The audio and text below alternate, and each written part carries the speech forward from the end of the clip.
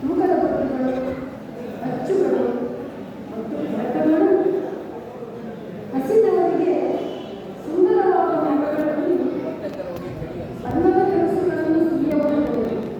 ತುಂಬ ಹಂಬಲಿಸುವವರಿಗೆ ತುಂಬ ಕೆಲಸಗಳನ್ನೇ ಬಾಗಿ ನಿಂತು ನೋಡುವವರನ್ನು ಹೋಗಾಚೆ ಎನ್ನುವುದು ಎಂದೂ ಖಂಡಿತವಾಗಿ ತರವಾಗಿ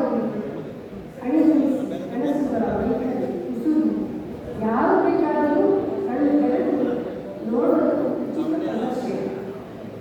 ಯಾರ್ಯಾರಿಗೆ ಕನಸುಗಳು ಎಂತೆಂಥ ಬಹುಶಃ ಎಂದೋ ಕಂಡ ಅಥವಾ ಕಾಣ ಬಯಸಿದ್ದು ಇದ್ದಿರಬಹುದು. ಮತ್ತೆ ಕೆಲವು ಆರಾಮದೇನೋ ಅನಿಸುವುದು ಕದ್ದು ಕುಳಿ ಬಂದರು.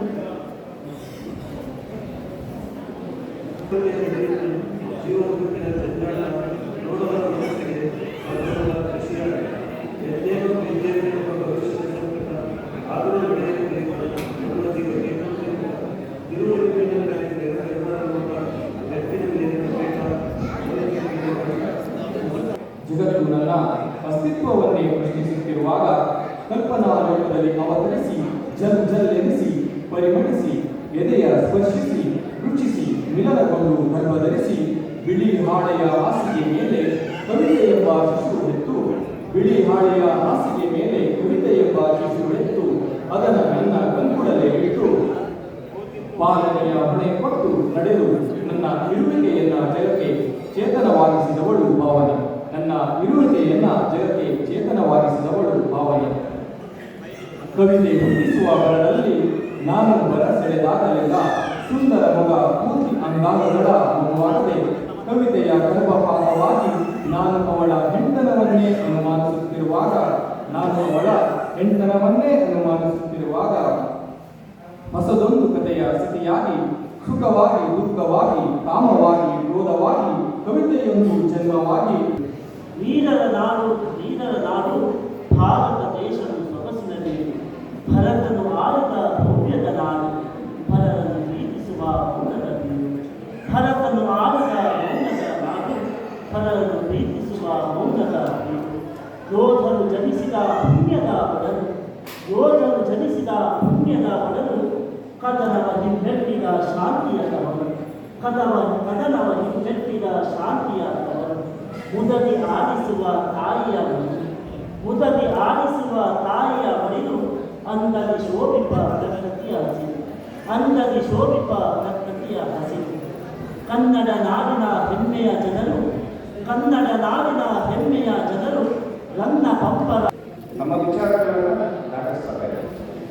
ನಮ್ಮದೇ ಚಿತ್ರ ನಾವು ತೇಜಸ್ವಿಗಳಿರ್ಬೋದು, ಕುವೆಂಪುಗಳಿರ್ಬೋದು, ಕಾರಂತರಿರ್ಬೋದು, ಅನೇಕ ಸಾಹಿತ್ಯಗಳನ್ನು ನಾವು ಬರಹಗಳನ್ನು ಓದಿದ್ಮೇಲೆ ಅವ್ರ ವಿಚಾರಗಳಿಗೆ ಏನು ಗೊತ್ತಾಗುತ್ತೆ, ಅವ್ರ ನಿಲುವುಗಳೇನು ಗೊತ್ತಾಗುತ್ತೆ, ಅವ್ರ ಪದ್ಧತಿಗಳೇನು ಗೊತ್ತಾಗುತ್ತೆ. ಈಗ ಕವಿತೆಗಳನ್ನು ನಾವು ಪಡಿಸ್ತಾ ಇದ್ದೀವಿ ಅಂತ ನಮ್ಮ ವಿಚಾರಗಳು ಬರಬೇಕಾದ್ರೆ ನಮ್ಮ ಚಿತ್ರಣ ಹೊರಗೋಗುತ್ತೆ. ನಾವು ಯಾವ ನಿಟ್ಟಿನಲ್ಲಿ, ಯಾವ ವಿಚಾರದಲ್ಲಿ, ಯಾವ ದಾರಿಯಲ್ಲಿ ಇದ್ದೀವಿ ಅನ್ನುವಂಥದ್ದು ತುಂಬ ಈ ಸಮಾಜಕ್ಕೆ ಸ್ಪಷ್ಟ ಆಗುತ್ತೆ. ಅದಕ್ಕೆ ಎಲ್ಲವನ್ನೂ ನಾವು ಕವಿತೆ ಓದ್ತಕ್ಕಂಥವ್ರು, ಕವಿತೆ ಬರೀತಕ್ಕಂಥವ್ರು ಎಷ್ಟು ಗಂಭೀರವಾಗಿ ನಾವು ಆಲೋಚನೆ ಮಾಡಬೇಕಾಗಿದೆ. ತುಂಬ ಗಂಭೀರವಾಗಿ ಕವಿತೆ ಬರೀತಕ್ಕಂಥವ್ರ ಸಂಖ್ಯೆ ಜಾಸ್ತಿ ಆಗ್ತಾ ಇದೆ. ಆದರೆ ಕವಿ ಅಂತಂದರೆ ಆ ಪದ ತುಂಬ ದೊಡ್ಡದು. ಕಾದಂಬರಿಕಾರರಿಗೆ, ಕಥೆಗಾರರಿಗೆ, ಲೇಖಕರನ್ನವರಿಗೆ, ಬೇರೆ ಬೇರೆ ನಾವು ಬರಹಗಾರರನ್ನವರಿಗೆ, ಪತ್ರಕರ್ತರನ್ನವರಿಗೆ ಅದೆಲ್ಲದಕ್ಕಿಂತ ಎತ್ತರದಲ್ಲಿ ಇರೋದು ಕವಿ. ಆದರೆ ಕವಿತೆ ಬರೀತಕ್ಕಂಥವ್ರ ಸಂಖ್ಯೆ ಜಾಸ್ತಿ ಇದೆ. ಅದರಿಂದ ಅರ್ಥ ಏನಾಗ್ತಾ ಇದೆ ಅಂತಂದರೆ, ಕಾವ್ಯದಲ್ಲಿ ಏನೋ ಒಂದು ಕಡೆ ಒಂದು ಸ್ವಲ್ಪ ಸಾಲ ಬೀಚಿಗೆ ಆಯಿತು, ಸರಳತೆ, ಕೆಲವೊಂದು ಕಡೆ ನಾವು ಈಸಿ ಮೆಥಡ್ ಈಸಿ ಹೋಗಿ ಕಾದಂಬರಿ ಮುಂದೆ ಕಥೆ ಸಂಬಂಧ ಭಾಳಷ್ಟು ಬೇಗ ಮುಗಿಬೇಕು ಅನ್ನೋ ಕಾರಣಕ್ಕೆ ಎಲ್ಲೋ ಹೋಗಿ ನಾವು ಇದು ಬರ್ತಾ ಇದ್ದೀವಿ. ಆದರೆ ಗಂಭೀರವಾಗಿ ಒಂದು ಹೆಚ್ಚು ಕವಿತೆ ಒಂದು ಕವಿತೆ ಬರೆಯುವಂಥ ಸ್ಥಿತಿಗೆ ನಾವು ಬರಬೇಕು.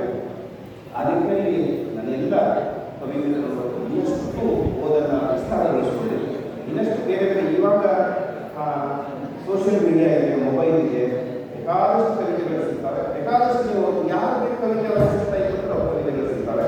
ಮೊದಲು ಹಾಗಿರಲಿಲ್ಲ. ಪುಸ್ತಕಗಳನ್ನು ಓದಬೇಕಾಗಿತ್ತು, ಗ್ರಂಥಾಲಯಗಳು ಹೋಗಬೇಕಾಗಿತ್ತು, ಪತ್ರಿಕೆಗಳನ್ನು ಓದಬೇಕಾಗಿತ್ತು. ಇವಾಗ ಅದರಲ್ಲಿ ಇಲ್ಲ. ಸಾಕಷ್ಟು ಓದನ್ನು ನಾನು ನಿಷ್ಕೃಷ್ಟ ಮಾಡ್ಕೊಳ್ಬೇಕಾಗಿದೆ. ಗಟ್ಟಿಯಾಗಿ ಗಂಭೀರವಾಗಿ ಓದಬೇಕಾಗಿದೆ. ನಮ್ಮ ವಿಚಾರಗಳನ್ನು ಈ ಸಮಾಜಕ್ಕೆ ದಾಟಿಸಬೇಕಾಗಿದೆ. ಹೀಗಾಗಿ ಕವಿತೆ ಅಂದರೆ ಸೂಕ್ಷ್ಮವಾಗಿ ನಾನು ಹೇಳೋದು ಅಂತಂದರೆ ಕಹಿಬೇವಿನ ಮರದ ಕೆಳಗೆ ಅರಳುವ ಸಿಹಿ ನೆರಳು. ಕವಿತೆ ಅಂದರೆ ಕಹಿಬೇವಿನ ಮರದ ಕೆಳಗೆ ಅರಳುವ ಸಿಹಿ ನೆರಳು. ಮತ್ತೇನು ಅಲ್ಲ, ಕವಿತೆ ತುಂಬ ಸಿಂಪಲ್. ಬೇವು ಕಹಿ, ಅದರ ನೆರಳು ಸಿಹಿ, ಅದು ಆರೋಗ್ಯಕ್ಕೆ ಬಹಳ ಉತ್ಕೃಷ್ಟ. ಅದು ಹೊರಸೂಸುವ ಆಮ್ಲಜನಕ ಅಂತ ವಾಯುವಿನ ಅದು ತುಂಬ ಆರೋಗ್ಯಪೂರ್ಣವಾಗಿರುತ್ತದೆ.